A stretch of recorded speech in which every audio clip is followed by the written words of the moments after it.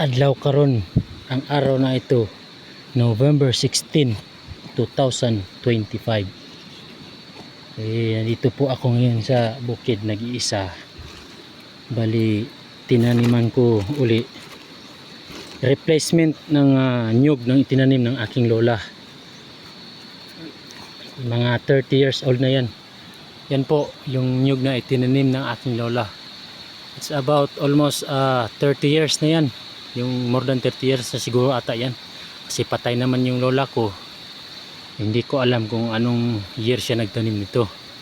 Bali, ni-replacement ko po lahat, tinaniman ko. At nang kasi lalaki itong malalaki na, may time, may panahon na hindi na yan bibigay ng magandang bunga. Kaya replacement natin yan. Lahat yan.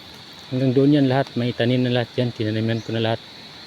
Bali yung hangganan niya, yung boundary, yung manggawani. Yan. Manggawani yung yan nasa harap na yan. Yan. Hanggang doon yan. Sa may Jimilina.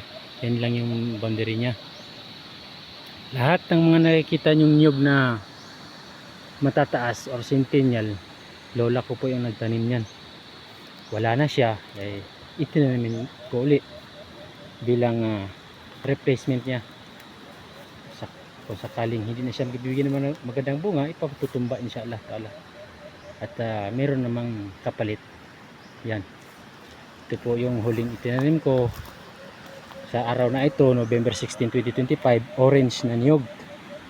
Yan. Bali yung dito banda naman wala pa dahil naubusan ako ng binhi. Maghahanap pa ako. Hanggang ngayon dito na lang guys. Assalamualaikum warahmatullahi ta'ala wabarakatuh. Insert. Hindi natin alam. Hindi ko masisiguro kung maaabutan ko pa ang nyug na ito na magbunga. At least next generation mapapakinabangan nila.